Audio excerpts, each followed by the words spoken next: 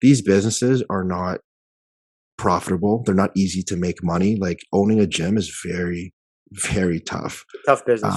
It's a tough bit. I'll tell you why, because you will deal with people from an emotional level. You develop relationships with people.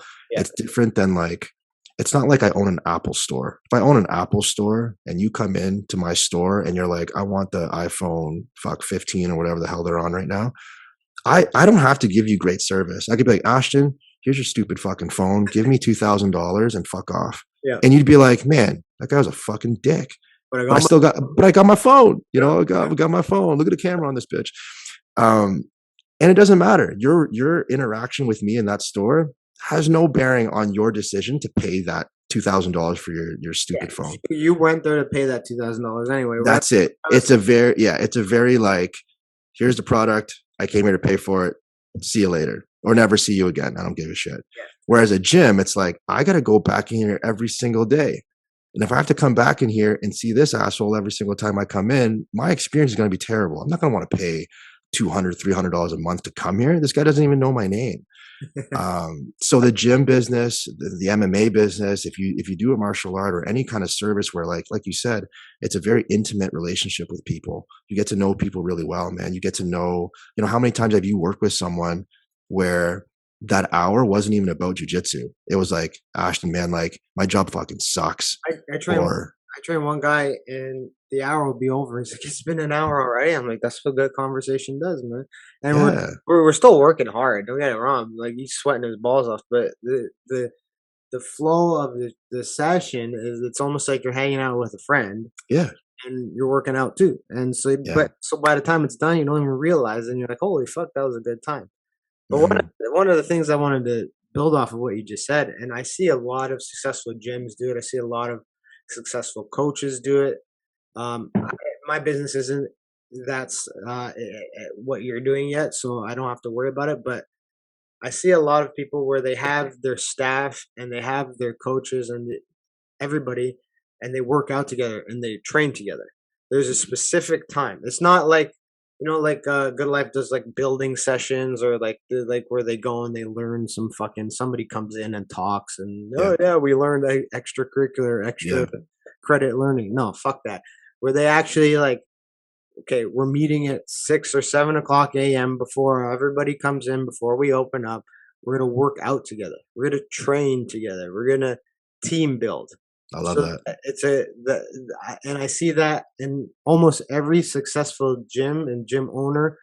They do those kind of things so that, like you said, their coaches feel valued. They have time to work on themselves, because it's very easy in the fitness business, especially over the last 2 years where, things have been crazy, where the people who run the business lose themselves, or the coaches lose their fitness ability because they're working so much. You're on your feet all day. You're working so much that you don't want to maybe put in 2 hours of training after. So you're burning out.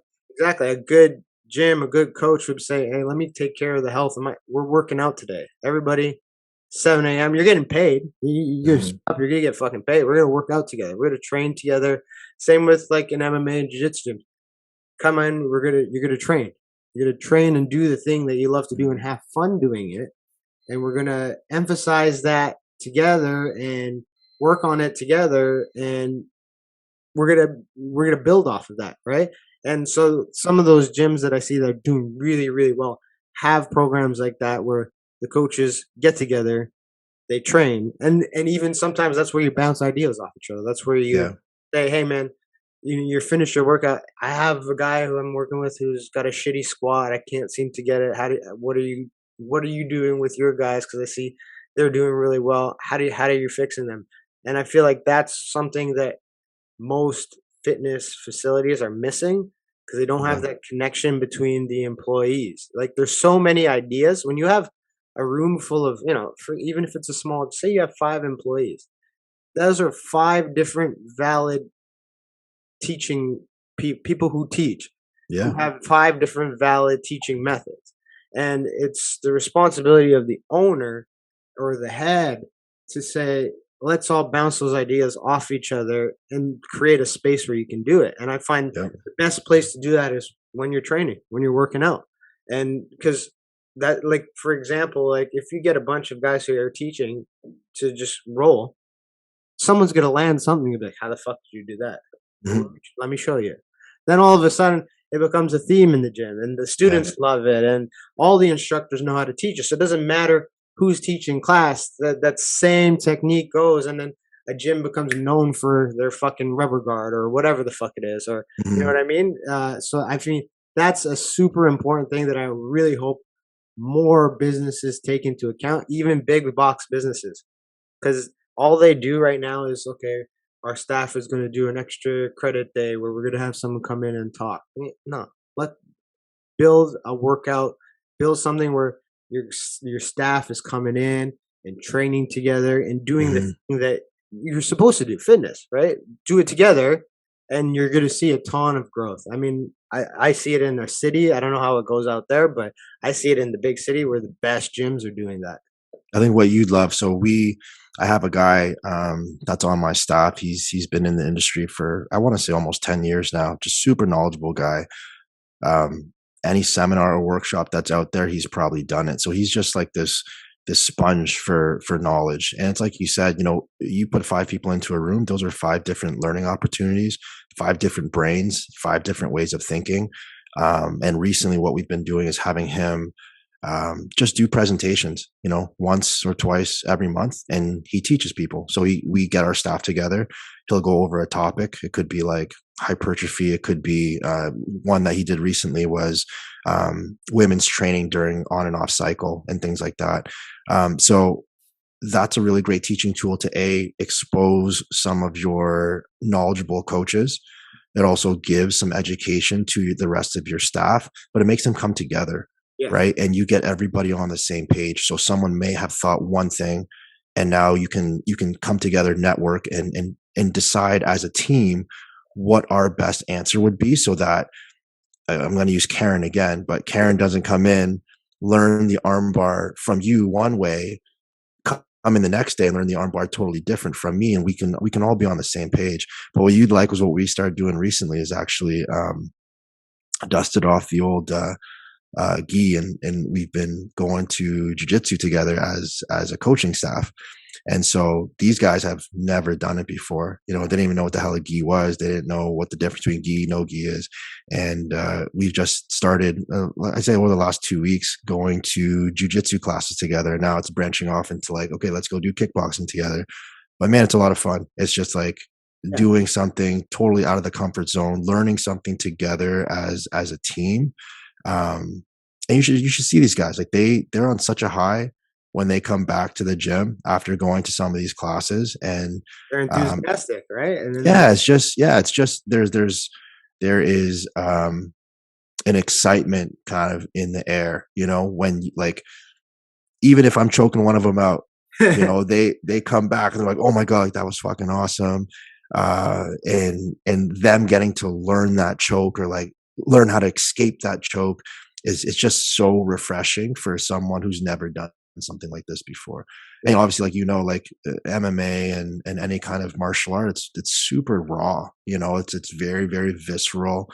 The feeling you get when you tap somebody out, or you get tapped out, you're like, fuck, like that shit can get so real. Yeah. And it's a different high. It's different than like a runner's high or hitting a weight that you've never hit before, but it all kind of goes into the same category. It like elevates and piques your interest for training. Yeah. It makes you want to come back, and it makes you want to learn more. And it's even better when you have a group of people who want to learn the same thing. So right now, that's what we've been doing. It's been fucking awesome, man. I've actually contacted Steve, reached out back to Steve. He's still doing it. Yeah. And we've been going out and learning from him. Yeah. But the same thing happened to me maybe like 3 weeks ago. I showed up to jiu-jitsu class and I didn't intend to teach, but while my professor was showing his technique, I was like, hey, prof, I do the same thing, but I also do this little spin, this other move on it that gets me into this maybe even better position. And he's like, come show me. So I showed him. next thing you know, the whole class was based around the technique that I was showing. Yeah. And then I wasn't teaching it, but like people were asking me questions. Well, what about this? And I'm like, this, you do this.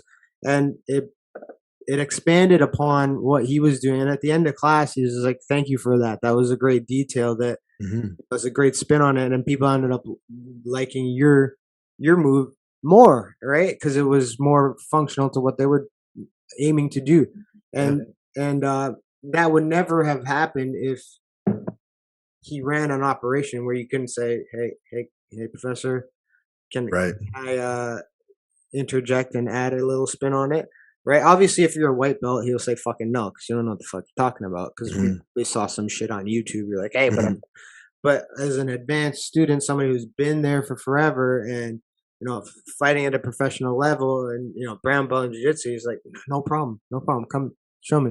And what it ended up doing, ended up giving people a bigger technique, something that they can use not beyond what he was showing, but adding on more to it.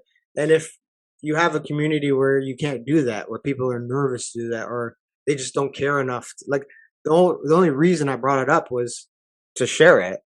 Yeah. Because, like, I could have just kept it to myself. Like, this is my secret technique. No, it's not a fucking secret technique. But I could have just kept it to myself. But the reason I brought it up and put my hand up and asked to share it was because I know that it would help everybody else out.